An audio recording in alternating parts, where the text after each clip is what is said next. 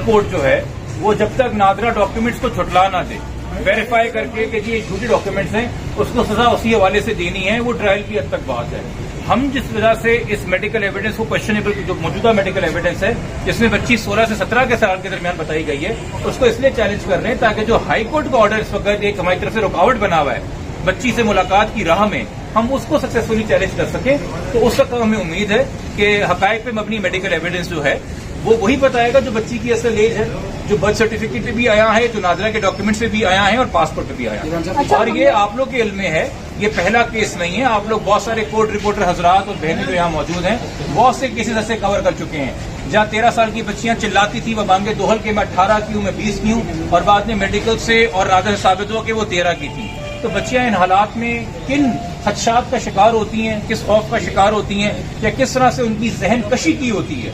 ये तो कोई साइकियाट्रिस्ट ही आराम से बता सकेगा, चाइल्ड थेरेपिस्ट बता सकेगा। बट हमारे जो अभाम इस बारे में है वो बेवजह नहीं है। हमें किसी वजह से ये खदशात जाहिर हैं कि बच्ची इस वक्त जो बयान दे रही है वो किसी के इन्फ्लुएंस में है, किसी के बातों में आके बरगला के है, और एक तरीके से उसे बताया गया है कि बेटा ये मखसूस जुमले बोलो और ये जुमले रिपीट करके वापस आ जाए। इमरान साहब, आयोग की तब्दीली की दरखास्त मुस्तरद हो गई है, आज भी जो है वो